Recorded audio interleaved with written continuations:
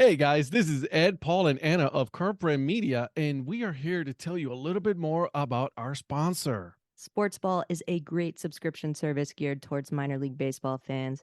Each box features a different minor league team. You get a box every 3 months with minor league baseball gear, including different styles of hats like Ed's favorite, the dad hat. The cost is less than $12 a month. Proceeds from each box goes to More Than Baseball, the only nonprofit dedicated to the well-being of minor league baseball players. We all know that Parents' Days are coming up this summer, so if you've got a mom or a dad or a grandma or a grandpa who are particularly difficult to buy for, but you know they're baseball fans, this is the answer, guys. Meet your new favorite team at sportsballbox.com. Is there anybody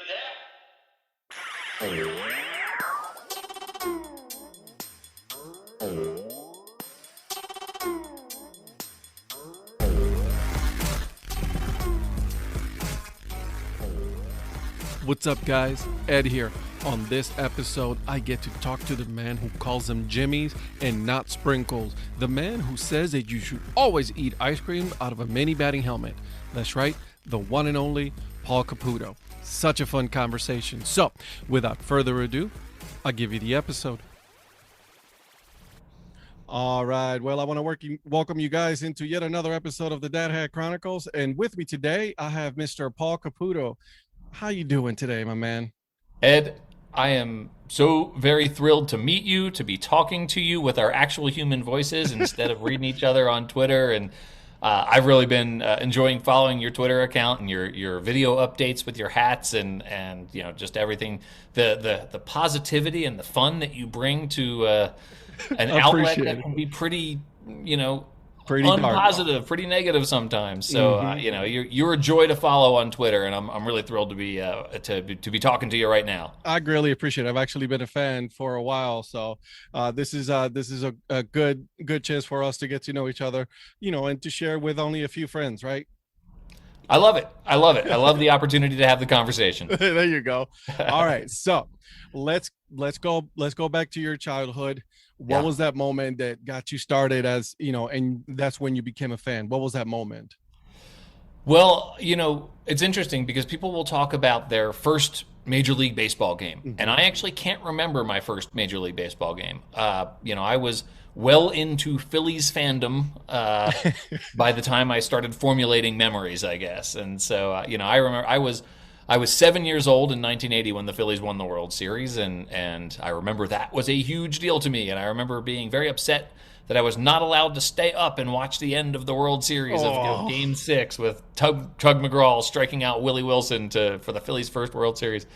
So, you know, it's been part of my family. You know, it's I've got an older brother. My dad was a big sports fan. Both of my grandfathers were sports fans.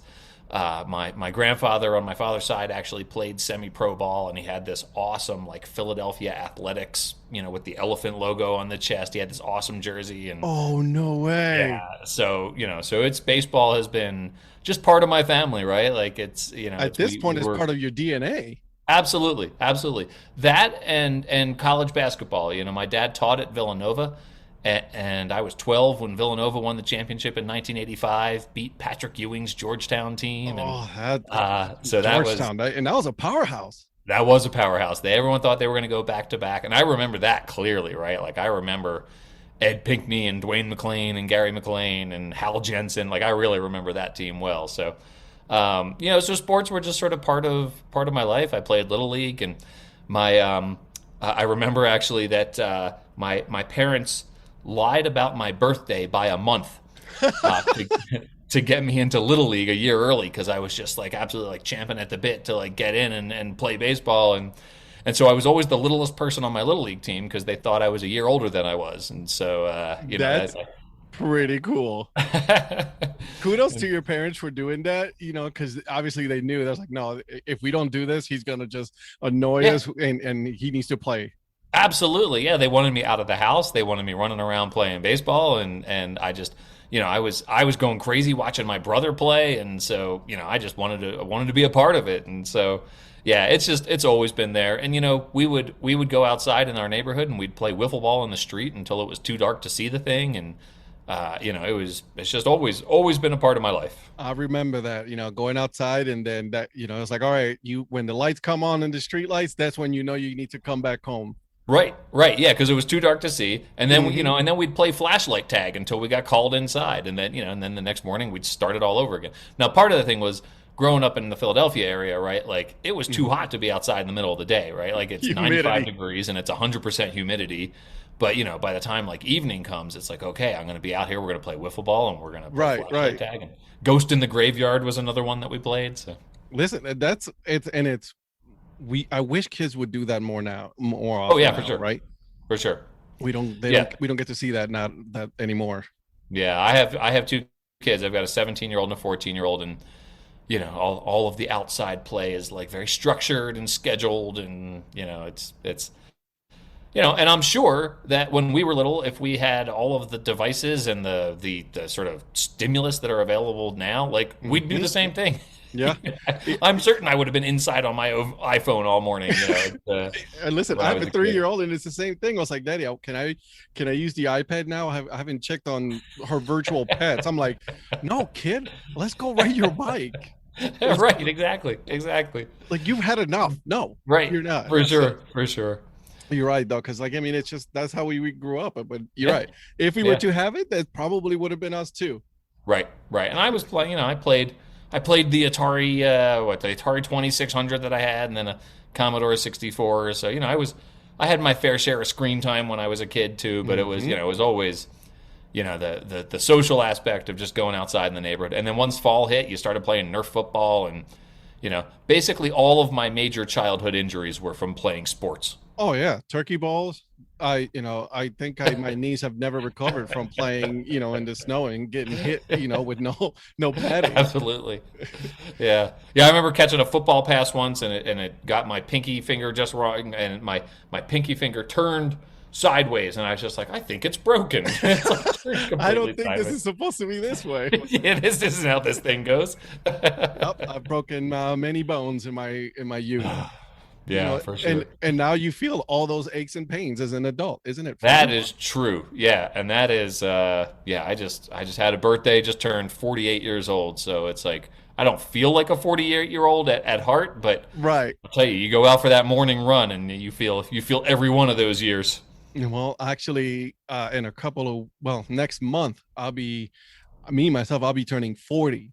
Okay. So I'm with you on the aches and pain. I wake up and it takes me a good 5 minutes just to get out of bed. Yeah. I do the thing where I make the standing up sound when I stand up, so it's stretching and everything before you Yeah, I'm there with you. So let's talk collection, because I see right now in the background right now, for all those that are listening to the podcast, there's a lot of ice cream, cones, ice cream caps here, baseball helmets. What was your very first one? It was the maroon Phillies with the old school, the Steve Carlton P, right? Like, and I couldn't tell you how old I was when I got it, or I couldn't tell you really anything about it except for I know that it came from Veterans Stadium. And I know that it was, in the 70s that I got it. So it was... That's pretty cool. Yeah, and it just sort of like hung around on a shelf for a really long time, right? Like it was not a thing where I ever thought... Well, for one thing, Veterans Stadium was the only stadium I had been to, with the exception maybe of the Camden River Sharks. Like I didn't go to a lot of minor league baseball growing up or anything like that. So I had been to Veterans Stadium, and then one time... to Olympic Stadium in Montreal, but like it wasn't like I went to a lot of places where I could grow this collection, right? Like right. So I had one Phillies helmet. I'm sure, and I hate to think about this now, but I'm sure that we threw away more of those awesome old maroon Phillies helmets than I could imagine. And then I guess the way you could have grown the collection is they served them. Everyone knows this already, but like Dairy Queen, Baskin Robbins, you could get Major League Baseball helmets.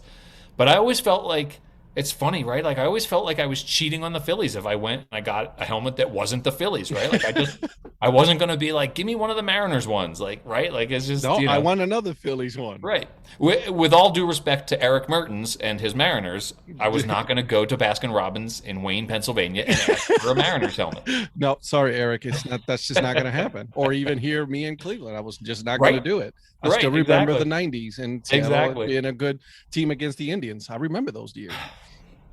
It's it's fun. It's like those memories are just so like real, right? Like I remember there was a Baskin Robbins within walking distance of my house, and we would go get helmet Sundays, and so it's with sprinkles, of course, right? Jimmy's. With Jimmy's, yes. It's funny how so many people call it so many different things, right? Yeah, Jimmy's or sprinkles, whatever. As long as they're on the ice cream, guys. Exactly. They're delicious and they're crunchy. Absolutely. So as a kid, obviously you've lost a lot of them because obviously that's not when you really started the collection.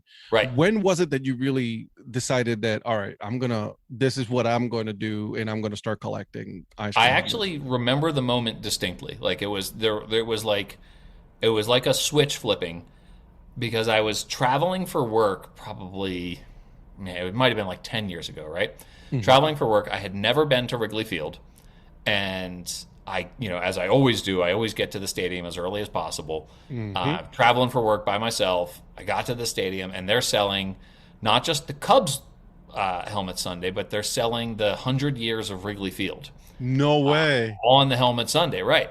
And I remember like getting it and like having this moment of, God, I could see collecting these things. That's pretty cool, right? Like, I love baseball. I love logos. I'm just such a sucker for like plastic crap, right? Like, I mean, I've got a baseball road trip coming up here. I leave tomorrow actually for my annual Baseball Palooza road trip.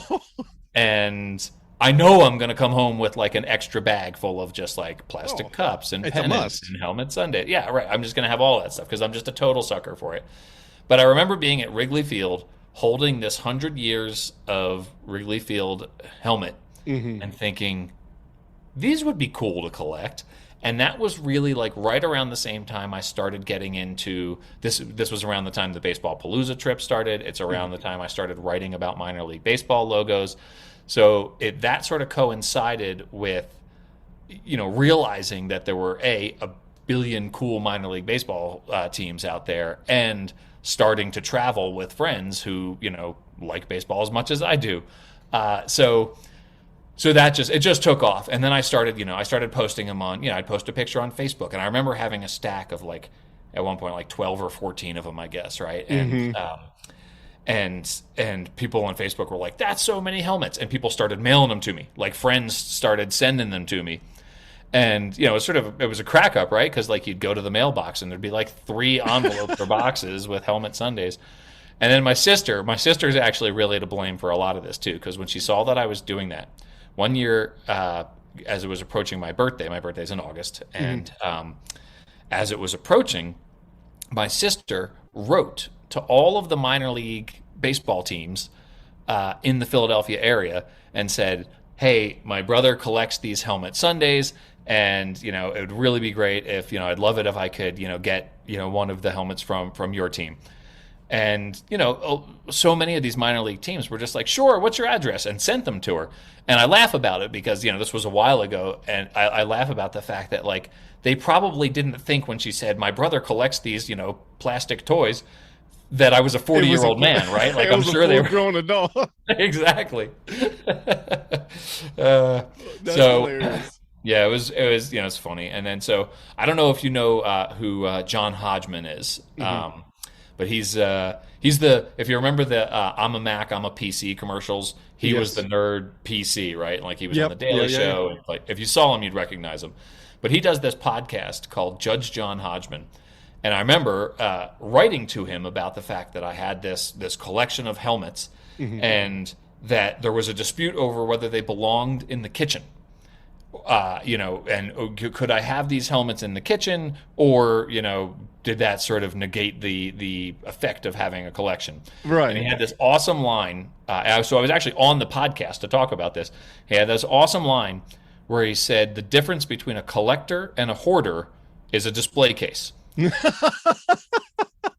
I was like, You're I was right. like, it's a brilliant line, right? Like it's so funny. And so that's what inspired when I moved into this house in December of 2019.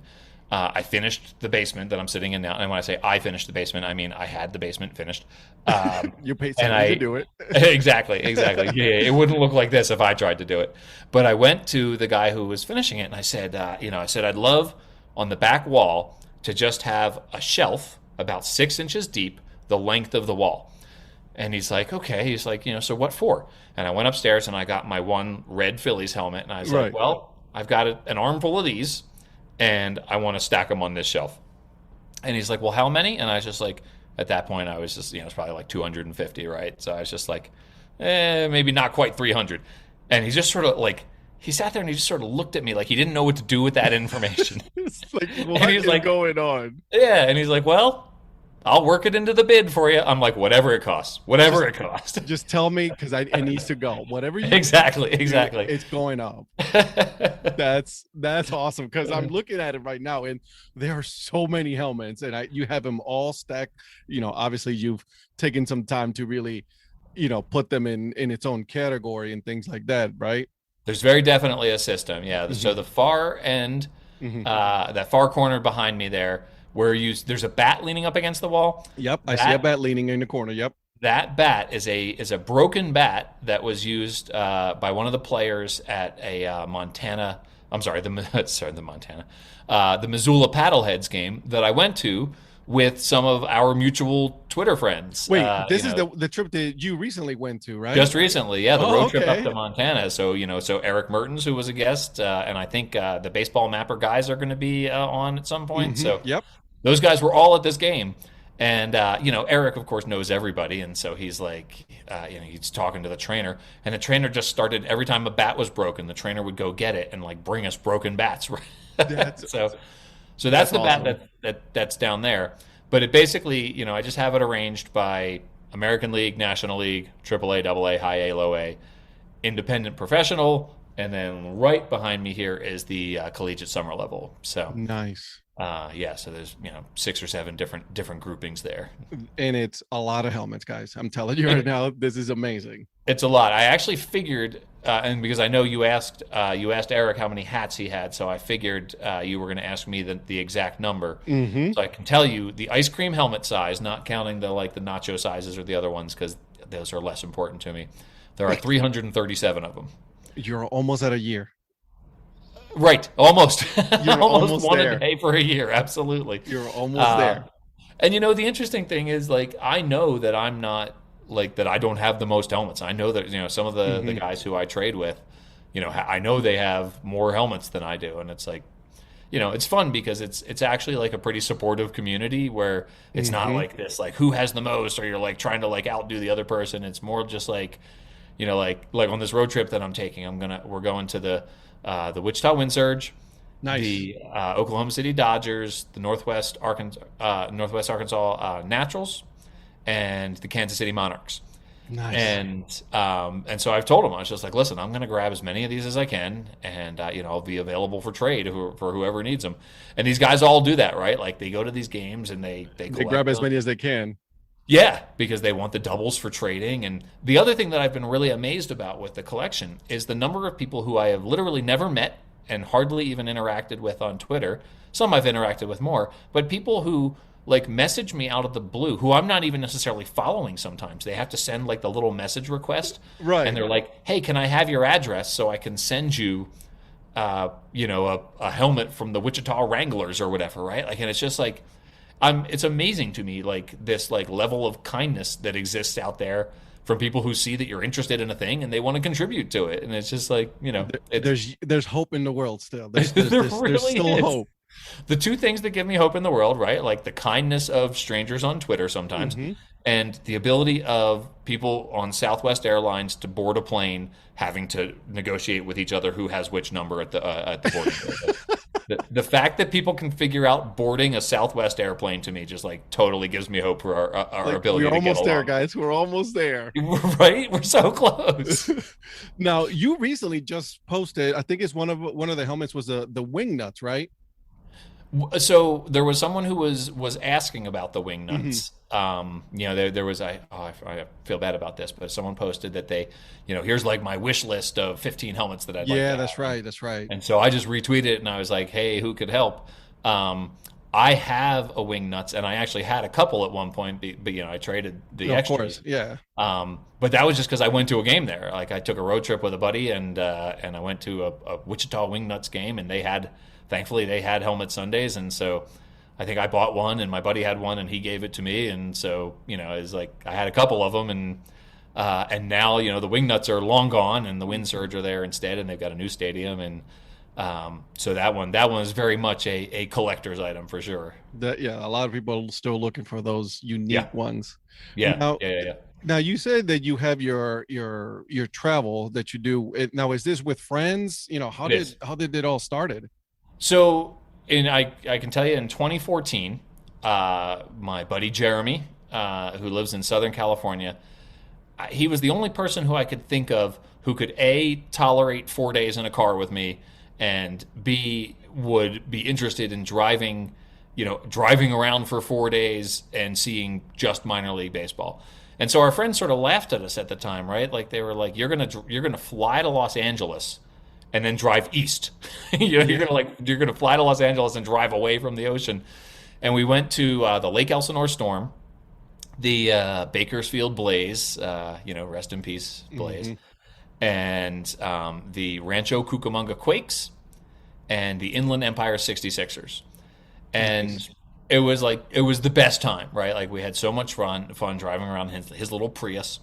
And we just thought like, hey, every once in a while we should do something like this. We just, catch up with each other, and so all of our friends who were sort of making fun of us then started seeing the pictures that we were posting, and just seeing how much fun it was. And they were like, well, hey, we want in on that. And so literally the next year we ended up in the New England area. We saw the Vermont Lake Monsters, where I got one of my Lake Monsters helmets. Let's see, we actually started with the New Hampshire Fisher Cats, then the Vermont Lake Monsters, and then the Portland Sea Dogs, and then the Lowell Spinners. And so the cool thing about that one was it was 4 games in 4 different states in 4 days. And so And they're all right there next to each other, oh which yeah, is yeah, yeah. We didn't drive more than a couple hours any day, so but we had 10 guys on that trip, right? oh So wow. from 2014 to 2015, it grew by by 500% basically. Right. You went from 2 to 10. Right. And so it's basically been around that number. There's been some guys who, every once in a while aren't able to make it. We did have a couple of guys this year who are not going to be on the trip because of COVID. Mhm. They have unvaccinated kids at home, and so they didn't want to travel and risk bringing the Delta variant home. So, absolutely respect that decision. The Mhm. rest of us are fully vaccinated and masked up and all that. So we're gonna, And we're you willing to gotta take. live life a little bit, right? Right. So yeah, I mean, so we're doing that, but we understand not wanting to bring it home to the kids. Traveling around in a part of the country that maybe is not as vaccinated as some of the others, and so Right. Exactly. so this year we have 7, but it's been just like I make up T-shirts every year. I design a T-shirt for the group every year, and I put everyone's name on it and all the team logos. Here's something I've discovered about T Public, by the way, which. Saturday is when my Dad Hat Chronicles T-shirt is due to land Yes. here, so Whoop, I'm whoop. looking forward to that. I'm sorry I won't have it in time for the road trip, but No big deal. uh, but on I get them made up on T Public, and one of the interesting things I've discovered is that they don't care if you put minor league or major league baseball team logos on a T-shirt. Really? I've done it every year. I put all 4 team logos from our road trip on the T-shirt, and they just print it up and send it to me. Okay. Have So, fun. Good luck. yeah, trademark, schmademark, right? Yeah.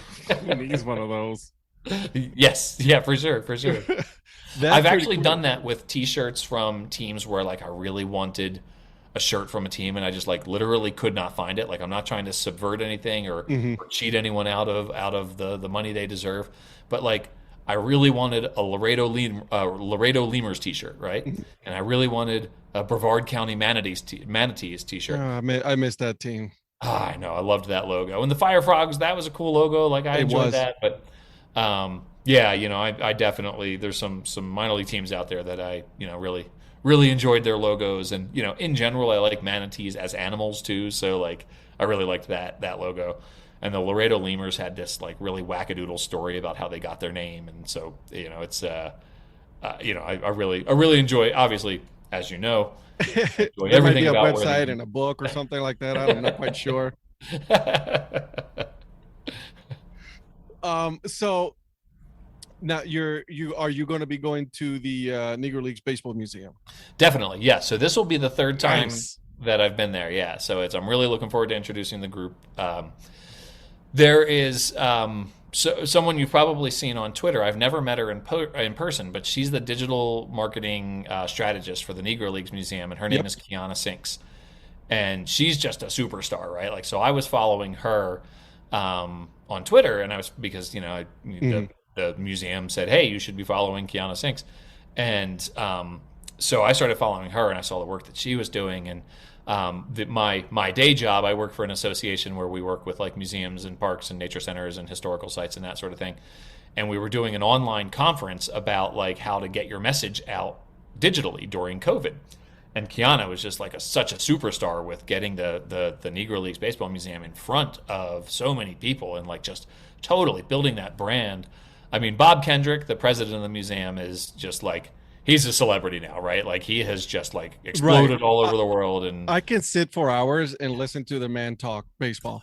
So in 2019, let me see if I have this right. No, yeah, in 2019, I spoke to him for the first time. I just like emailed. This is how quickly he has exploded on the world, right? I called the museum and I said, I write for sportslogos.net. And I would love to speak with someone about the logo that you all just unveiled or are planning to unveil for the 100th anniversary of the Negro Leagues. And so this was 2020 that they were, in 2019, they unveiled the logo that was then used throughout 2020. And I called the museum, and they're like, "Oh yeah, our president is Bob Kendrick. Here's his cell phone number." And so like, I called his cell phone number, and like he doesn't know who I am, and he answers. He's like, "Hello, Bob Kendrick." And so I'm like, this is insane. And I was like, I'd love to just like set up a time where I could, ask you about the museum and ask you about this logo, because I wanted to feature the logo on the website sportslogos.net. And he's like, "Well, yeah, absolutely. How about now?" And we talked for like 45 minutes about like the history of Negro Leagues baseball, and I got this one-on-one lesson from Bob Kendrick about like how the integration of Major League Baseball like was necessary, but it ended up killing these black-owned businesses that were really important to black communities, and how successful the Negro Leagues were in a lot of different ways, and how we had to integrate. There was no way we weren't going to integrate. But if you look at the story the museum tells, it's not the story of everything was terrible and then we integrated and it was better. It was more. It's more the story, like the integration is sort of an addendum to this amazing story about how these leagues survived under these incredibly difficult circumstances and successful at it too. Right, exactly. Yeah, they thrived. I mean, some of them were just like really amazing. So I've been my interest was just totally piqued, and so I've been reading like a ton about it. And when we started planning this year's Baseball Palooza trip, I was just like, we got to go through Kansas City and we got to build the museum into the program. And so I'm going to meet Kiana in person for the first time, and I'm really hoping that Bob's there to meet the group. But it's funny now because about a year later, my fiance and I went there just as sort of like a day trip or a weekend trip to Kansas City, and we asked Bob Kendrick if we could talk to him for a minute about just to interview him on camera for a presentation we were doing at our conference. So he's like, "Yeah, sure. Let me know when you're going to be here." And so I was like, "Oh, it's going to be a Saturday in October in 2019." And he's like, "Great." He's like, "Great. I'll be there when you guys are there." What I didn't know at the time was that he was on his way to go golfing. He's a huge golfer, apparently. So he was on his way to go golfing. Wasn't even at the museum. Like drove into the museum to talk to us for like a half hour on camera for this this presentation that we did to like 50 people maybe, and then like took off. He was like, "Great to meet you guys, thanks so much," and then took off. And so and then the following year, he's all over TV. He's on ESPN. He's on Monday Night Baseball. It's just like he's everywhere. And so he has his own podcast now. He has his own podcast, which is amazing. I love the podcast. Great podcast. So much fun. So, well, and you turned me on to the Brockmeyer podcast, which I have really very much been enjoying as well. It's a different kind of podcast. And it is. It's a good fun too. Yeah, for sure. But the funny thing to tie this back to the Helmet Sundays, I wrote to Kiana and I was just like, hey, you know what would be great is if the Negro Leagues Museum had that awesome logo on IceCream helmets. And she's like, I'm talking to Bob about it, and we're going to make it happen. And I'm like, oh, my God, how amazing would this be? Yes. So anyway, it's, all of this, I guess, is sort of just part of this fact of, like, people in the baseball community, I have found, have just been so open and accessible and welcoming and just generous with their time and, writing about minor league baseball logos, like calling up a team and just saying, hey, could I talk to someone about, where the team name came from or, and some thoughts about, specifics of the logos, talking to front office personnel who will just go on and on and on and on. And also the designers. Jason Klein from Brandiose, super, super nice guy. He'll just spend all sorts of time on the phone. One of my two other people who I really like talking to, Dan Simon, who, he's responsible for the Savannah Bananas and the Cedar Rapids Kernels and the Hillsboro Hops. I mean, he's done some great logos.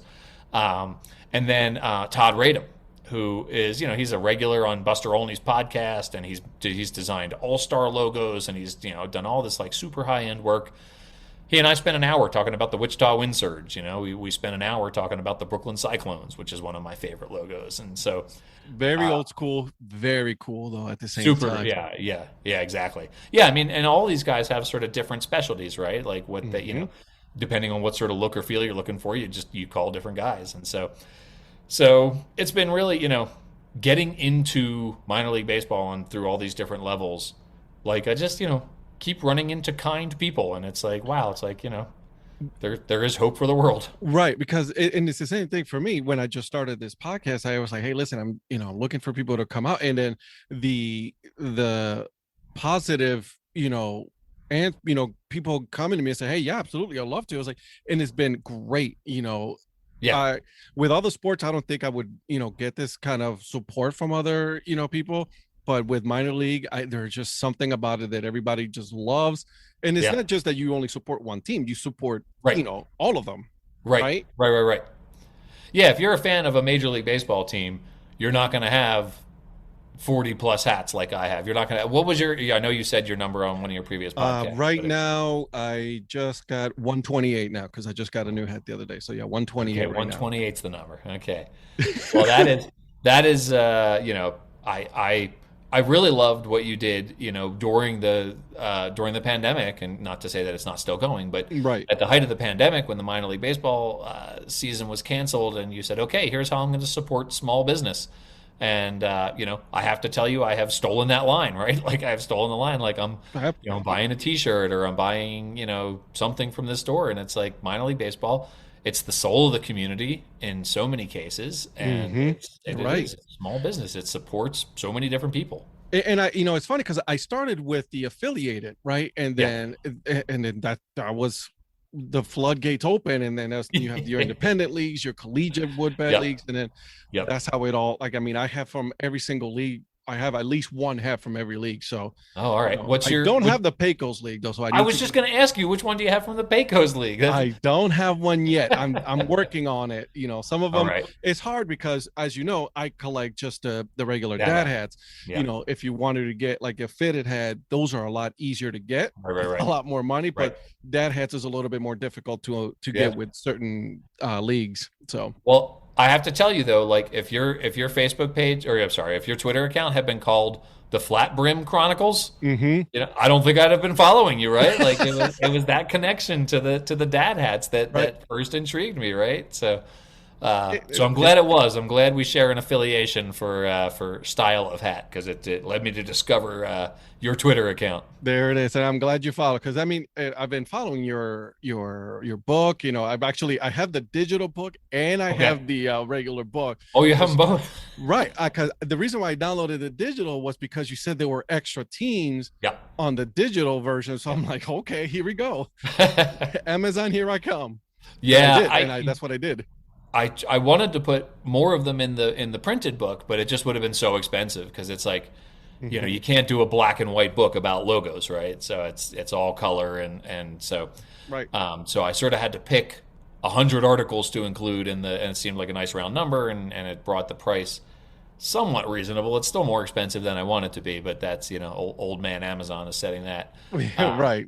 So, but I was glad to be able to, you know, to have the Kindle version, so that I could include, you know, the articles that didn't fit in the printed book. And which is awesome. And for those of you that, you know, don't know, it's the book is called The Story Behind the Nickname. So go on, it's on Amazon, you know, and on Kindle. So it's great, because Thank you, Ed. I appreciate that. right, because you know, it's fun.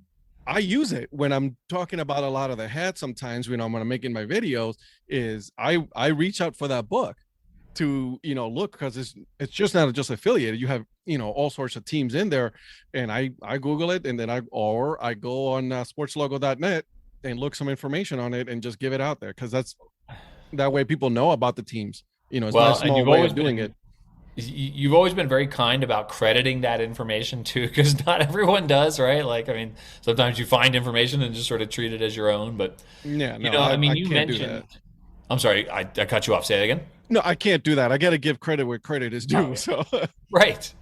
But you know, you've mentioned a couple of times the independent teams with these, you know, these great identities, and it's, you know, it's been really, I've really enjoyed how the independent teams have discovered the power of that level of marketing, and really embracing this idea that the team name should be hyper local and hyper meaningful, and it's not just wacky. Like, so many people outside of the minor league baseball community just feel like these names are just pulled out of a hat, or they're just wacky for wacky's sake.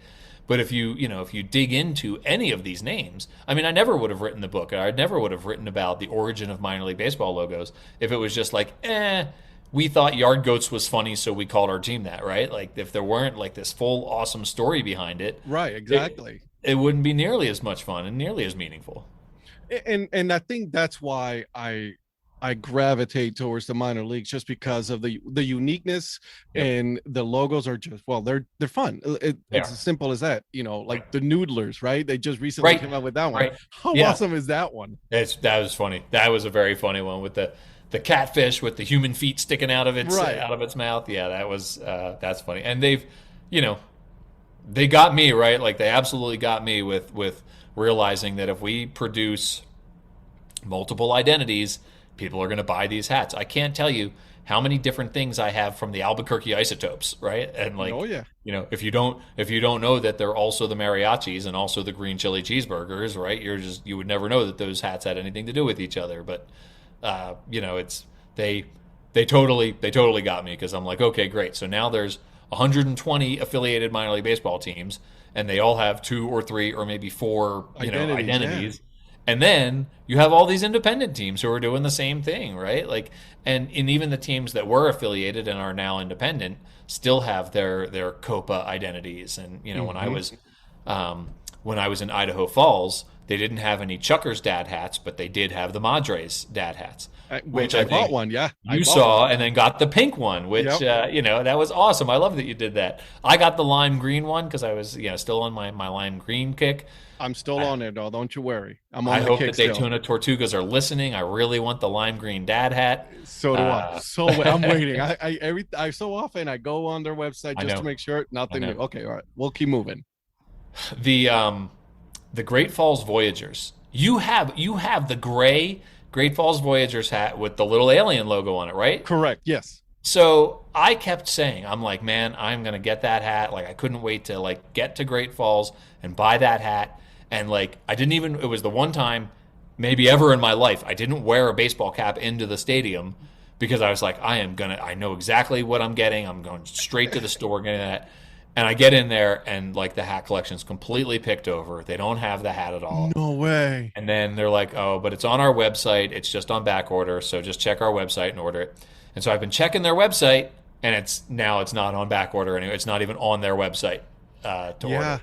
Yeah. It's funny. It happened to me with God, the Woodchucks of the Northwoods League. Yeah. I ordered their dad hat. Well, actually, I think it was their franchise hat, the W, and then 3 or 4 days later, they said, sorry. Oh, So I'm brutal. like, oh, like Yeah. because I was been waiting for it, and it's Right. gone.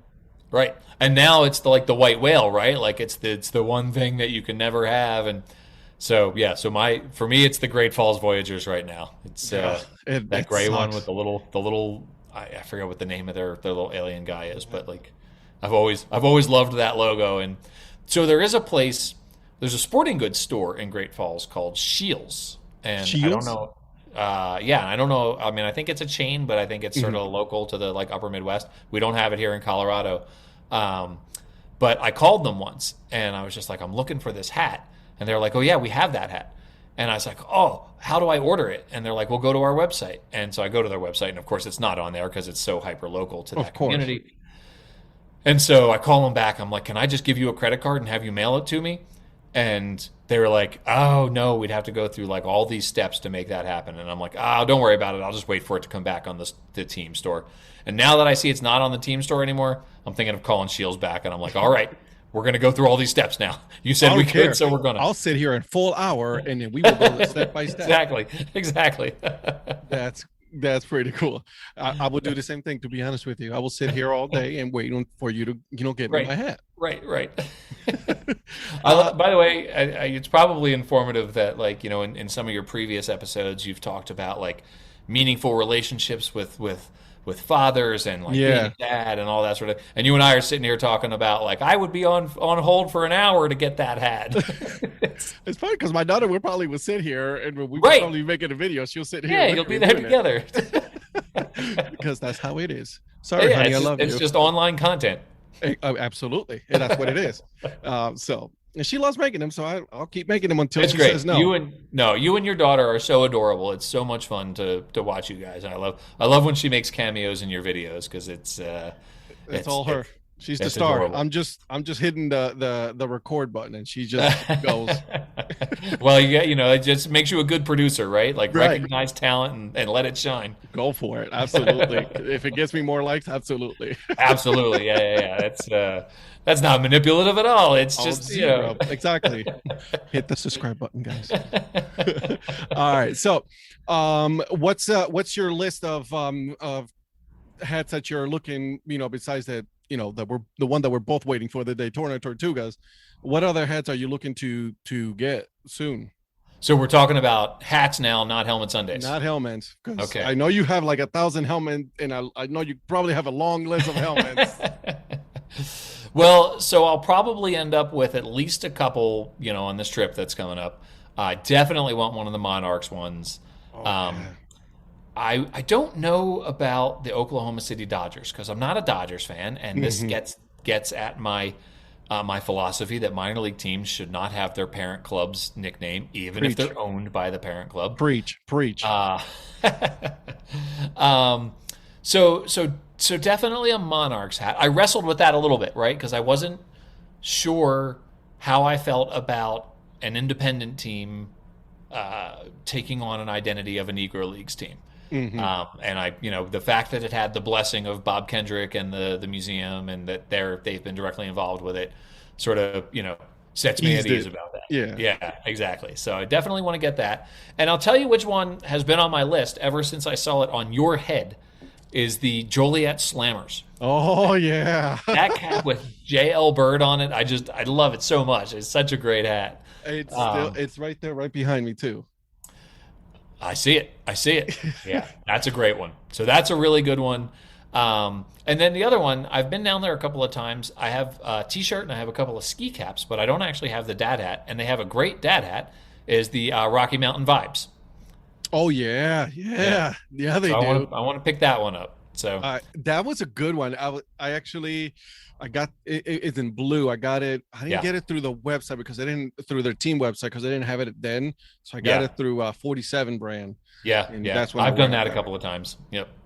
Yeah. Yeah. So that's a terrific one. And then, one of the things that I noticed on the 47 website, and I think you and I even tweeted about this, was the fact that some of their hats seem to be sort of the same color, right? Like I realized I had a bunch of hats that were all sort of like the same shade of dark Right. blue. And so, it steered me back towards like trying to get the unique colored hats. And, I'll still, I still go to the 47 brand website, and for my birthday a year ago, not this year, I got a gift certificate there, and then they had buy one get one and free shipping over $75, and so I ended up with like 8 hats, and it was like, oh yeah, I've been there. yeah, I'm sure you have. So those are the big ones, honestly. Like I was surprised at how much I liked the Joliet Slammers hat when I saw you order it, and I was just like, oh man, I'm super jealous of that one. It actually surprised me how much I actually like it, because that one we talked about it. This one has the Velcro back, strap, and I listen. Anybody can wear it. That's perfect. And I think that's the only one I'll ever own that's a Velcro, because I'm not a fan of the Velcro. Sure, yeah. Right? No, that totally makes sense. I love it. It's so comfortable and it fits perfect. Well, that's, so now I'm even more jealous, because so I have to see, like, following you. 2 things in my life are very dangerous for my wallet. One, following you on Twitter and seeing you with these hats, because I'm like, crap, I want that hat too. That, and honestly, like, writing about minor league baseball logos, I promise you, I have spent more money falling in love with logos than I have, made money from writing about them, right? Like, so yeah, I get it. Absolutely. And as much as I love minor league baseball, and I do, and I'm going to absolutely keep collecting minor league baseball hats, I have this real like urge right now to do some international travel. And when the world opens back up, I've got this, this baseball trip, sort of as a pipe dream right now, but a baseball trip to Japan or Korea or both, right? So yeah, definitely. I could totally see like just coming home with 1,000 hats and 1,000 t-shirts and some IceCream, helmets. And the helmets, man, the stuff, I've seen some pictures on Twitter. Steve on the Move, I think, is on Twitter. He lived in Japan for years. He just moved back to the States. And he would always like tweet at me with these pictures of menus. Because, a lot of times, I was in Japan just one time, and all the menus had pictures on them because there's so many tourists and they want to, make it easy. That they're advertising. Yeah, make it easy for people to order. And so it was, he sent me a picture of the menu, and it was like all these different foods, but in helmets. So that's great. I'm totally coming home with 1,000 helmets after I go to Japan here. So absolutely. But I think it's a pennant with a hat on it behind you there that looks like it has the Puerto Rico logo on it. That is correct. So, yes, sir. From the World Baseball Classic. Very cool. Very cool. 2013. I've been to one game in San Juan. It was a Caribbean Series game between Venezuela and Puerto Rico. And it was just like, it was so much fun. They didn't have hardly really any like sort of souvenir style things. Yeah, it's hard to get a lot of stuff. Trust me. And I've looked, because I want to get some from the because they have the AAA team and AAA league and AA league, and it's so hard to get any kind of merchandise from them. It's super hard. Right. Yeah. So that's that's sort of it's sort of a disappointing thing. But I know that it exists in Japan. I know that they have it in Japan and Korea, and so. When it's safe to travel again and the budget can withstand it, I think I'm going to take a couple of weeks. And I guarantee you some of the guys from the Baseball Palooza trip will make that trip with me. Oh, yeah. That's a trip of a lifetime. I want to go there. And then I also want to go, it surprised me, but Australia, to see a couple of the Australian Baseball League. Yeah. And they have fun logos too, right? Like, and that's definitely, it's organized by Major League Baseball, and it's definitely sort of a lower level than Japan and Korea. But still, like, I'll watch those games in the wee hours of the morning during the winter sometimes, and I'm just like, it's like a little minor league stadium, and it probably has a couple hundred fans there, but they've got these awesome logos like the Brisbane Bandits, right, and the Perth Heat. I was just gonna say that one, the Perth Heat. That's that's one of my favorites. Yeah, the Canberra, is it the Canberra Cavalry? Yep, the Cavalry. It's such a. Good. They're all cool. They're all cool Yeah. logos, and I love it. So and the Auckland Tuatara, they've got this like crazy lizard, and it's the only team in New Zealand. And so it's like, I mean, the Australia Baseball League looks like so much fun for sure. And like you said, though, it's not like the professional leagues, because it is put by, Major League Baseball, but it's still, I consider it minor leagues. So absolutely. Absolutely love it.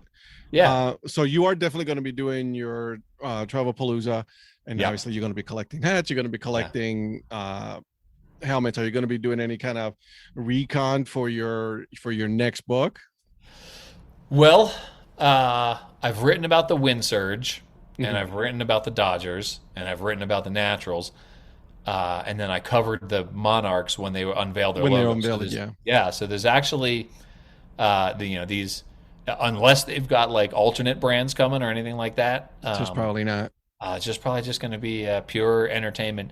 And I actually used to do that to these guys. Like I would set up like interviews with players and whatnot, and they would all have to like stick around for 45 minutes to an hour after the game while I went and did my thing. And so I was like, that's probably annoying. So I stopped doing that to those guys. But stop, torturing them with that. Exactly, yeah, because like they probably wanted to go back to the hotel or probably just wanted to get out of there, and I'm like, okay, wait here for 45 minutes while I go talk to Cody Ashe about the Fightin' Phils logo. That's awesome. I would have waited. I was like, what? They all did. They gave me a hard time about it, but that's just because that's how this group is. Love it. So, what's next for you? So, I know I've been teasing you on the second book. You are considering probably eventually in the future making a second book.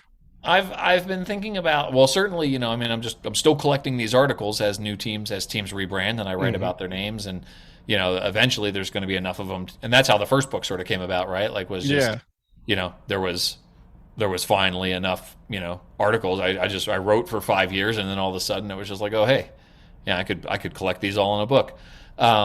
So I was thinking, the next one might be a little more organized, right? It might be about rather than just like a collection of essays about individual teams, it might be more about sort of like the strategy of marketing minor league baseball, and certainly using current teams as examples, but talking about like the Omaha Storm Chasers did that. They did a documentary basically about their name change. I watched it as well.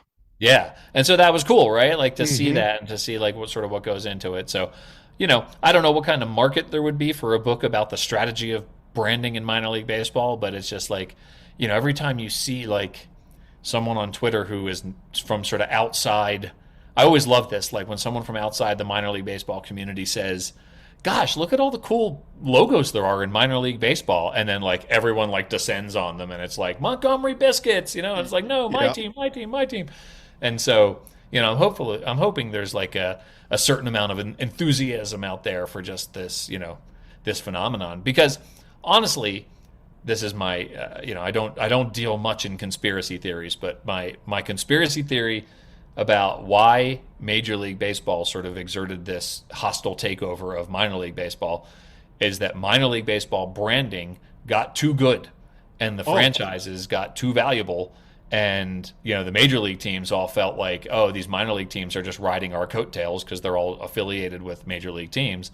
And so we want a piece of that pie, basically. And, and I really feel like, the branding of minor league baseball is such an interesting story, right? Like how it went from, you maybe had like 2 or 3 or 4 teams, you had like, you had the Toledo Mud Hens and the Durham Bulls and the Buffalo Bisons, who had sort of, recognizable, interesting names for many years. Yeah. Yeah. And then, the Carolina Mudcats and the Montgomery Biscuits and the Lansing Lugnuts came along, and it was just like got a little sillier.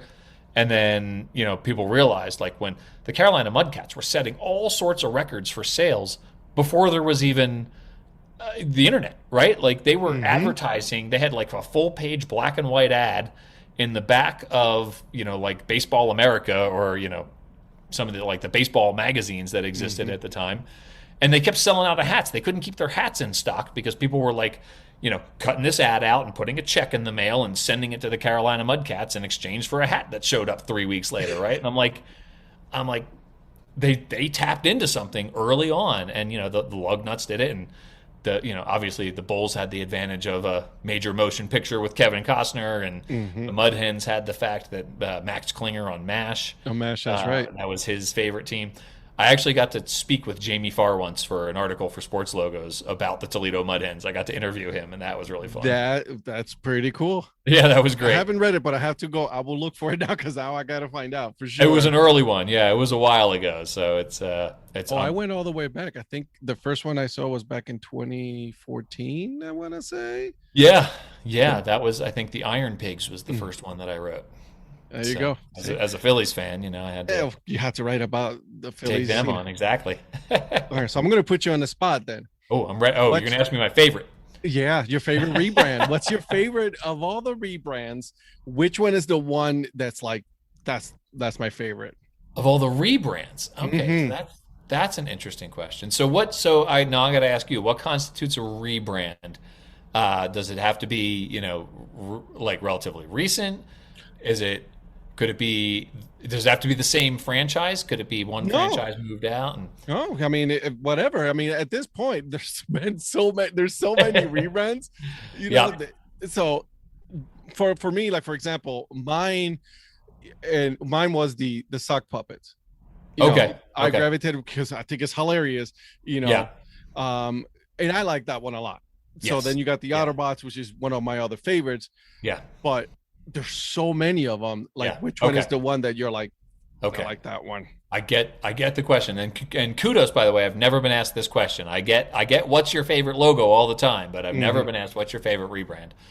So the Appalachian League, which you were just talking about, the sock puppets and the Otterbots, they were forced into rebranding all 10 of their teams. Correct. Yeah. And all 10 of their teams were violating this principle of, don't name your team after your parent club. I guess that was just the Appalachian League. That was their thing. And so I will admit that I will agree that the sock puppets and the Otterbots are like the class of the Appalachian League rebrands. Absolutely. The interesting sort of in that league was that the sock puppets saw it coming. They saw the writing on the wall and started on their rebrand earlier than all the other teams did. And because of that, they had a contract in place to work with Dan Simon on their rebrand. And the other 9 teams all worked directly with Major League Baseball because that's what Major League Baseball wanted them to do. And so you may notice that like a lot of the other brands, most of the brands in the Appalachian League are pretty good, but they're, I would say, more conservative, right? Yeah, The Doughboys and the River Turtles and the I've noticed that. Yeah, you're right. Yeah, the State Liners. So a little more conservative, and I think that's because Major League Baseball got involved. Bad idea. So, it's interesting. But they did, Major League Baseball was also involved with the Otterbots, and the Otterbots did a great job. So, and I think that really came from, like, the team was pushing it, right? Like, the team was pushing for something creative and fun. I will say, too, the River Turtles, I can't get past the fact that the turtle is sliding into home plate from the wrong direction. Hey, I can't. I don't know what to do with that. It's just something that once you see it, you just can't unsee it. And like, yeah, oh God, I for can't. sure, absolutely. So in terms of my favorites with the rebrands, though, I have to say that I really like, and I know people liked the Missoula Osprey. I know it's sort of a cool local name. That logo was super dated and really needed to be updated. And when they rebranded as the Paddleheads, love that logo. I thought that was a great one. So yeah, in terms of like recent rebrands, going from the sort of need for a new logo and an outdated logo and outdated brand to to just one that I think just did an amazing job was I love the definitely the paddleheads. I'm a fan of it just because it has sandals, who's Nice. just wearing Right, sandals right. on there. It's Yeah. hilarious.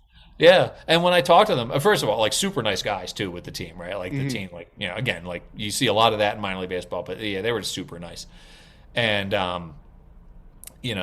have to say, like, any time a team rebrands from their parent club to a unique name, I'm going to be in favor of. So like we mentioned earlier the Connecticut Tigers rebranding as the Sea Unicorns, right? Like Yeah. that's a totally fun one. Um, though I do kind of wish they had just gone with Narwhals, right? Like Norwich Narwhals would have been like It would have been perfect. so much better. But yeah, I mean, listen, I love it. I still love it. I Yep, own their yep. No, it's hat, great. right? Narwhals would have been right. Yeah, Oh, so spot on. yeah. Absolutely. Um, and then, gosh, I mean, some of the other ones, the Florence Freedom, the independent team, the Florence Mhm. Freedom rebranded as the Florence Y'alls.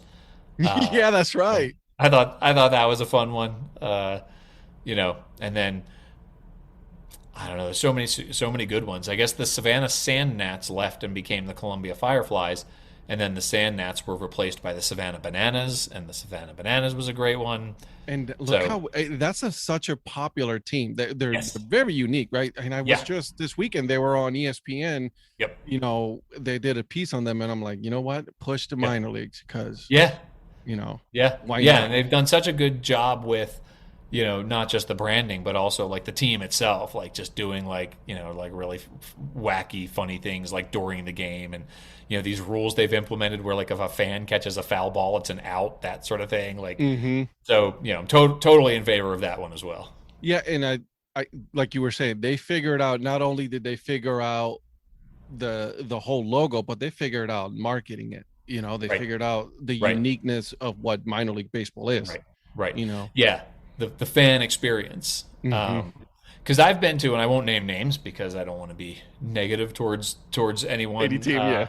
out there. But I've been to games before where the brand, they had this highly polished, super fun brand, and then you go to the game, and then the fan experience doesn't quite match up, right? Like it's Hmm. sort of a rundown stadium, or I mean that's usually it. Like it's a rundown stadium, and like the scoreboard doesn't work, and the stands are uncomfortable, and it's like, but yeah, we got these cool hats, and Like uh, great, but no fan so experience is not that. yeah, The fan experience is not great.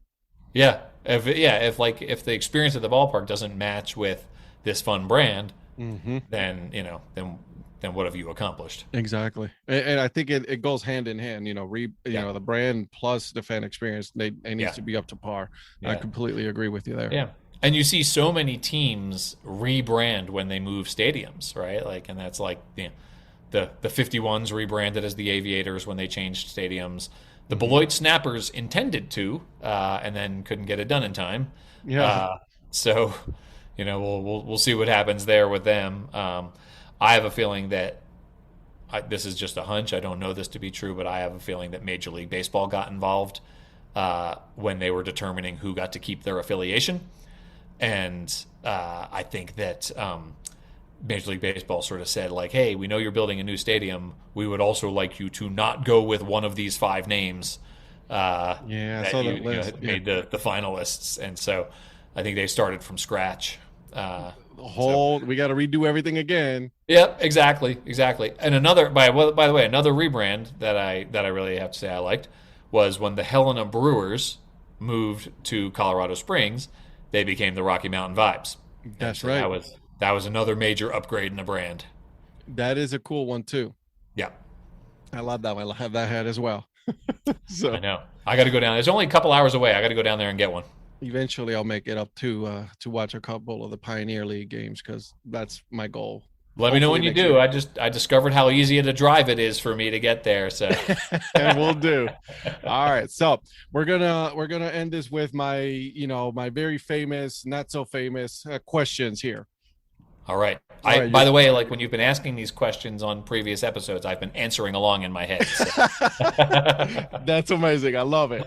All right. So the one that I'm gonna ask everybody is: you go to the ballpark. What's your snack of choice? Now, see, this one I've actually been like screaming at the podcast when I've been listening because everybody should be saying ice cream helmet Sunday. The snack of choice is the ice cream helmet sundae I set you up. I'm sorry. That was in the great. bottom of the fifth inning. You go get yourself some ice cream. No, it does not matter if it's 20 below. You go get yourself some ice cream. Nope. I had a helmet sundae at a Chicago White Sox game in 40 degrees. Oh, absolutely. Yeah. Ice cream makes everything better, Absolutely. especially if the team is losing. Right. And it's scientifically proven that it tastes better out of an ice cream helmet. I concur on that. All right, so you go to the ballpark or a picnic or barbecue, burgers or hot dogs. Burger. I'm a hot dog guy because it's just easy. You walk. It is around pretty with- easy. It's pretty you easy. My problem with the hot dog is I feel like I could eat like 7 of them. That is true, though. They're just going like a that, whole bunch right? of them. You're right. You're right about that. Pancakes or waffles? Waffles. Can't go wrong again with any of them. They're so Yeah. delicious. I'm a waffle guy, but I'll eat pancakes all day long. Yeah, but a waffle with ice cream on it. Oh, for sure. Yeah. Yeah. There you go. Chocolate ice cream and chocolate sauce. Now we're talking. And maybe rainbow jimmies. Absolutely. Early bird or night owl? Early bird. Yeah, same here. I gotta get up and go running.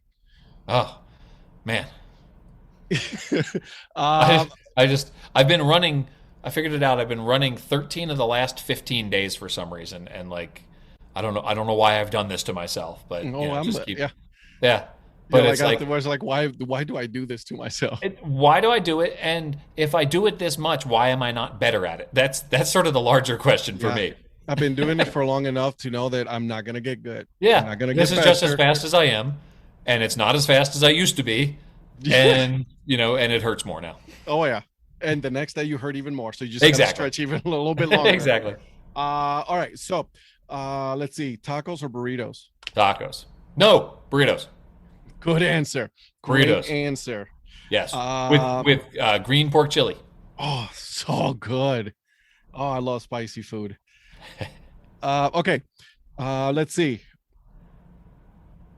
Pepsi or Coke? Now, this is a very contested question here because a lot of people have a lot of answers to this. Yeah. There's only Pepsi or Coke, guys. Okay.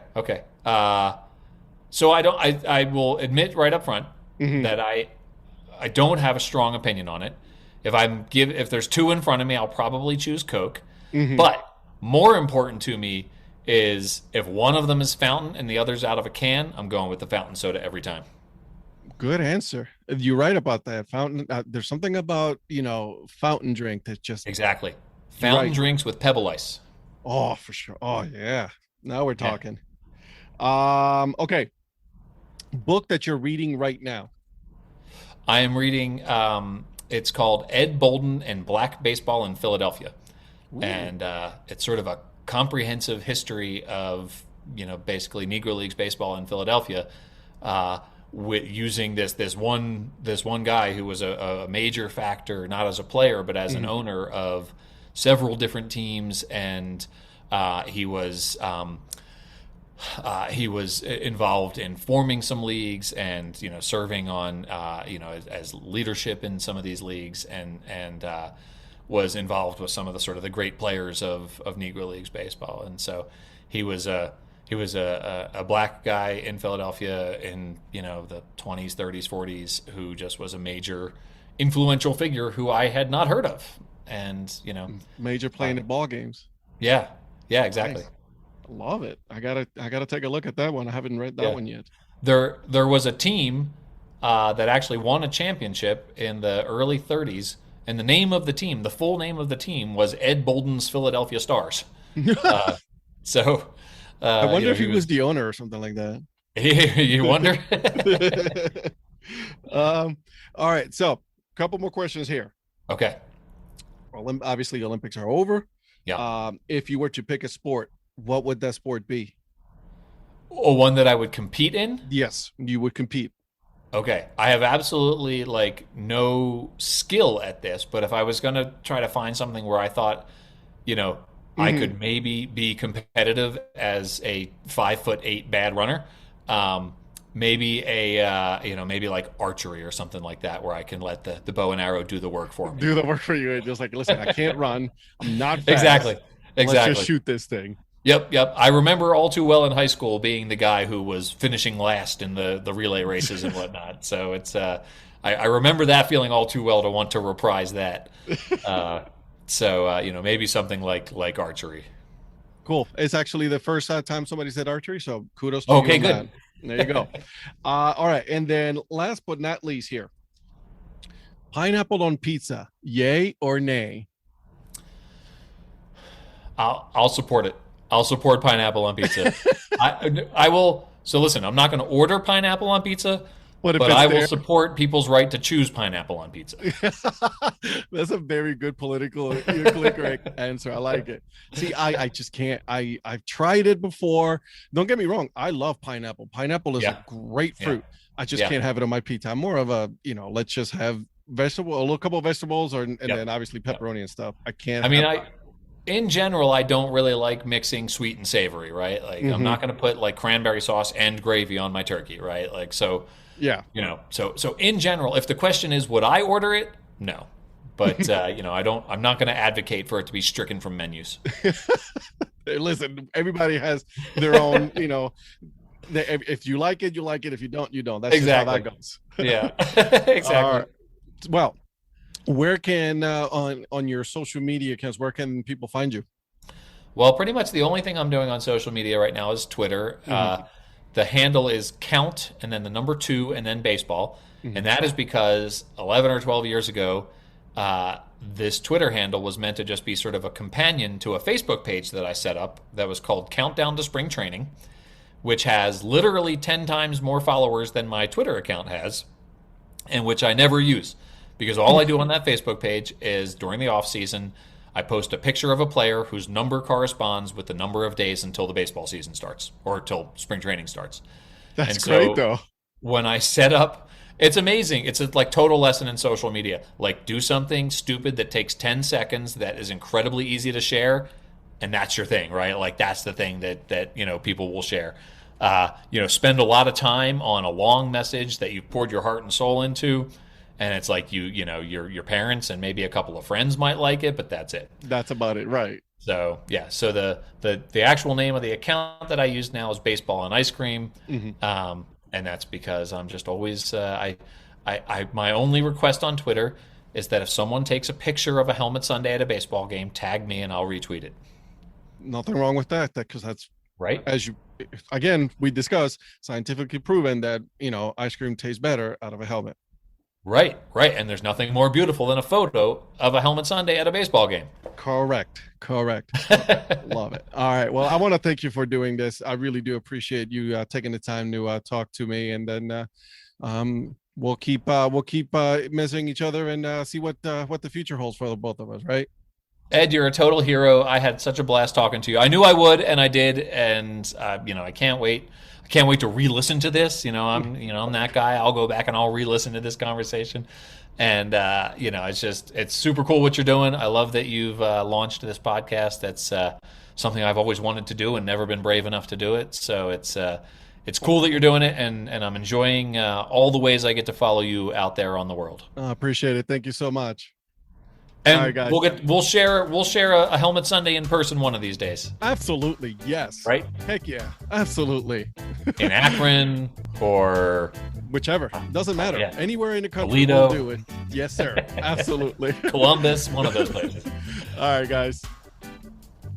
Oh man, was that a fun interview, wasn't it? So before I end the episode, a couple of things to take care of here, okay? His book is always available on Amazon, The Story Behind the Nickname, as well as the digital version.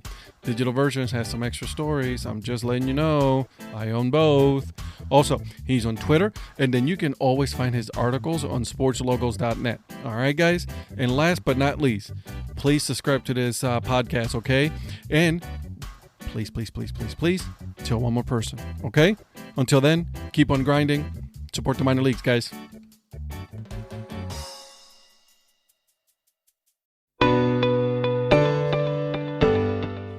This podcast is part of the Curved Brim Media Network. Here are some of the other members of Curved Brim Media. Hi, this is Ed Rivera of the Data Chronicles. Join me as I interview people just like you and players, coaches, GMs on the path that led you to become a fan of the sport. I'm Paul Caputo, and on the Baseball by Design podcast, I talk to minor league baseball teams, designers, and other super interesting people about what these minor league baseball logos mean. And I talk a little bit about ice cream helmets. What's up, Bucketheads? I'm Anna DiTomaso, and each week on the Baseball Bucket List podcast, I speak with a different fan about their favorite baseball memories, what the game means to them, and what's left to check off on their baseball bucket list. Hey guys, this is Patrick Larson from the Minor League Baseball Hat History Series, and in every episode I go through the history of minor league teams through my personal collection of hats. You can find me on Twitter at PatLarson1. I hope you guys enjoy. This is Patrick and Corey of BaseballMapper.com, and we have made an interactive map to help highlight all baseball teams from the majors down to collegiate summer leagues.